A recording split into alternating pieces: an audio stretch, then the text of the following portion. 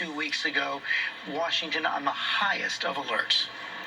George, we're witnessing the biggest security event perhaps in the history of the country. Over 25,000 National Guard, thousands of law enforcement personnel at the ready. And the reason is that they were shook to their core by that insurrection.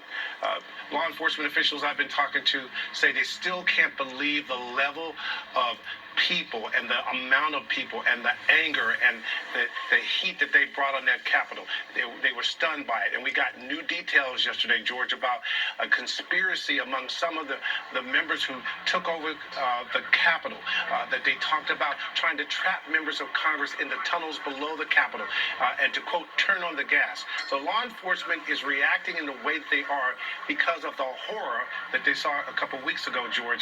And quite frankly, today they don't expect to see any kind of numbers like they did a few weeks ago.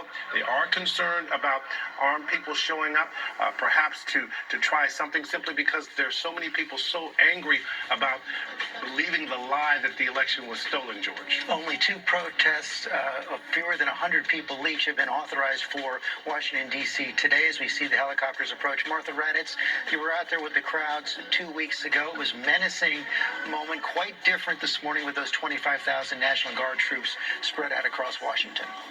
It is an absolute lockdown, but still, George, when I came in this morning, when all of us came in very early this morning, there is this strong sense of history and how important this day is to the city. Seeing the sunrise over the city was quite incredible, knowing what was going to happen.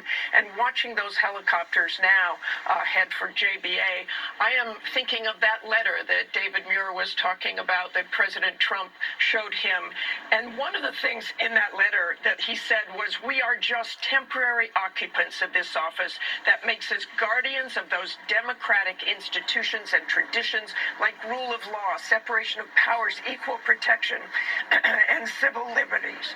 Regardless of the push and pull of daily politics, it's up to us to leave those instruments of our democracy at least as strong as we found them. And of course, as we hear those words, we think of what happened 2 weeks ago in the Capitol. In fact, George, I'm sitting here, I see some old notes that talk about treason, bribery, threat to national security, an act of revolt, and M4 rifles. That's where we were 2 weeks ago. That's why we are where we are today with this city in virtual lockdown. But those democratic institutions will go forward.